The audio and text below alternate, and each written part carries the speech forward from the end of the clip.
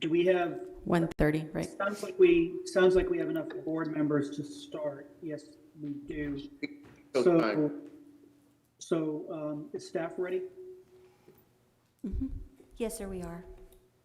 Okay. I'll open the meeting.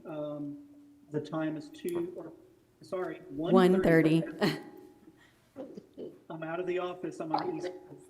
So this is the Corpus Christi B Corporation. It's May 17th. The time is 1:30, and I'll call this meeting to order. I'm President Scott Harris. We'll start with roll call. Okay. Ms. Huerta? So President Scott Harris. Here. Robert Themis. Present. Diana Summers. Ms. Summers, not here. Leah Oliveri. Lee Trujillo. Mr. Trujillo. Present. Okay. John Valls. Here. Alan Wilson. Here. Michael Hunter. I know he's here. Michael. Here, Okay, there he is. Got him. Okay. All right, we do have a quorum present to conduct the meeting. Thank you, ma'am. Next item on the agenda is public comment. Do we have any written public comment or anybody on the phone, Ms. Huerta? No, sir, not today. Okay, thank you. We'll move on to item D, which is approval of minutes from our January 11th regular meeting. Has board members had time to review, and do I have a motion to approve? So moved. Second. Okay, I hear a motion and a second. Any discussion? Okay, all in favor for approval of minutes, say aye. Aye. Aye. Aye. Any opposed? Say no. Okay, and I think I heard Ms. maybe Summers. Ms. Summers come up? Yeah, I heard her too.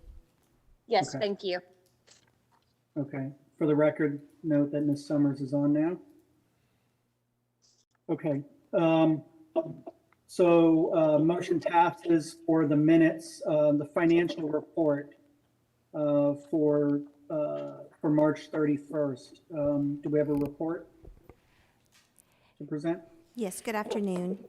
This is Constance Sanchez, the Chief Financial Officer, and the financial report for the B Corporation is for the 6 months ended March the 31st, 2021. Our beginning fund balance at the beginning of the year was $7,935,671. Our revenues for the 6 months ended March 31st are $3,649,255. Our expenditures are $5,070,966 for an ending fund balance of $6,513,960. And then on the pages that follow, we show a detail of the affordable housing component of our Type B, as well as economic development, the streets, and then the very last, second to the last page is our sales tax revenue update. And then the pages that follow are the cash flows. I'll be happy to answer any questions you all may have. Thank you, Ms. Sanchez. Are there any questions from the board on the financial report?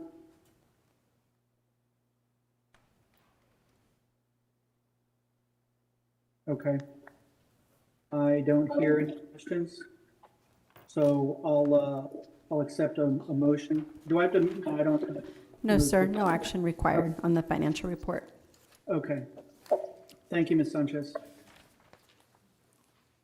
Okay, so our agenda items, we've got a short agenda today. We'll move down to presentation from the CCRDC on the status of the Next Sports Company LLC project. Go ahead. I think, Mike, you're there to present. All right. Good afternoon and welcome for your Corpus Christi Regional Economic Development Corporation. Here with good news. We always have good news. Remember, so for the new sports complex, which is the soccer, and you could do all sorts of other stuff to it, lacrosse, flag football, things like that. The board was wise enough to to approve that grant of 1.85 million, and gave for 90 days. They were having trouble due to COVID, restrictions, and I know as Mr. Wilson on trying to get loans and what it takes now to get one. So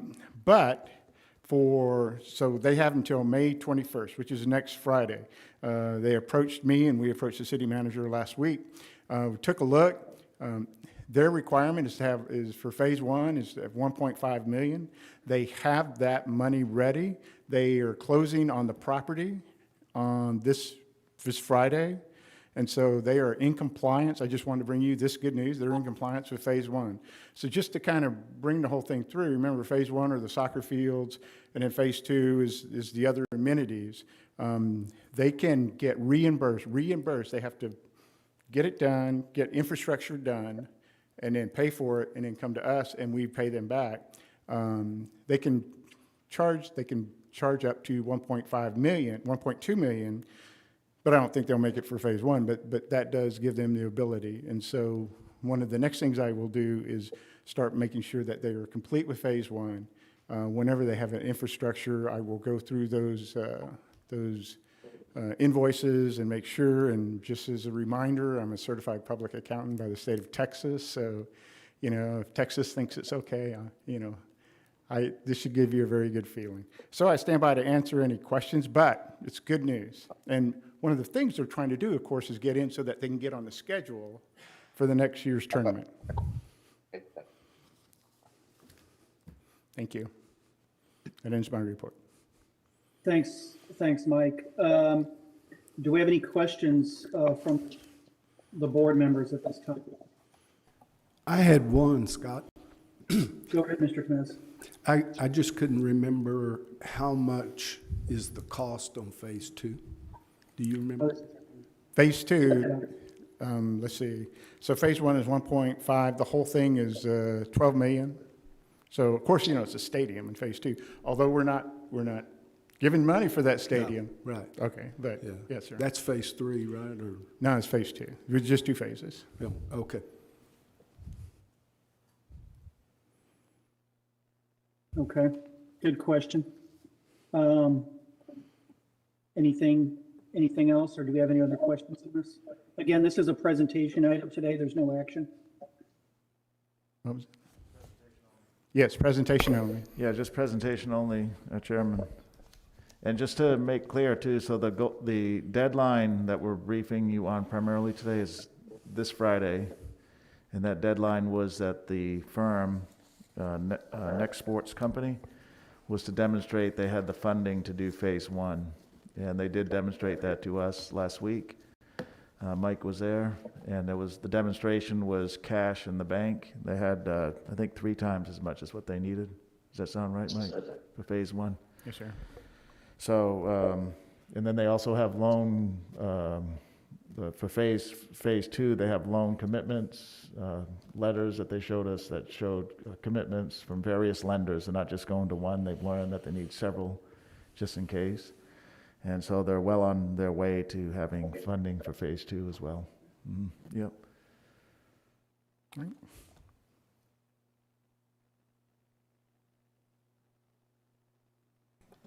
Can you remind me when they're thinking they'll break ground? They will tell us once they close, and we'll get it to the staff, and we'll get you out there so you can see it. It's imminent, Yes. yeah, because Yeah, they've got to yeah. get it built to make the Yeah. tournament schedule, right? Make sure it's right after rain when the mosquitoes Right. are out. and Well, they can pull the weeds up pretty easy. Yeah, but board member, that's a good point, which is also that they said that this Friday they'll be closing on the property. So that's another big milestone. So they have the property under contract, but their closing date is this Friday. Is that right, Mike? Yes, sir. Right. So this Correct. Friday. Mm-hmm. Very good. Are there any other questions or comments from the board? Okay. Thank you, sir. Thank you. Well, hearing none, we appreciate the presentation and the update, Mr. Culverson, and thank you very much. At this time, item J is executive director comments. Peter, did you have any other comments for the B Corporation? No comments necessarily on the agenda, but Rebecca, I don't know if you want to add that we're going to be changing our face mask protocol, given Center for Disease Control recent guidelines. And so effective tomorrow for City Hall entry for civilians, for citizens, I guess, and our employees, as well as other city facilities like libraries, community centers. We're going to have a change of protocol, and that also will happen in our city council chambers, not tomorrow, but the next Tuesday. Correct, the 25th. Yeah, Right. would be the first meeting we would do that. So in the CDC guidance, of course, is fully vaccinated people, individuals do not have to wear masks or socially distance. And as Mr. Zanoni stated, for council, that would start on the 25th, and it also applies to boards and commissions, so that's why we're announcing it to you as well. And there'll be more information going out in a press release, probably today? Yeah, today, correct? that's going to go out today. Okay, Yeah, so the way we're languaging it is that face masks are required unless you've been vaccinated or you're 2 years of age or younger. right, So for a little toddler, for infants, they don't wear a face mask, right, 2 years or younger.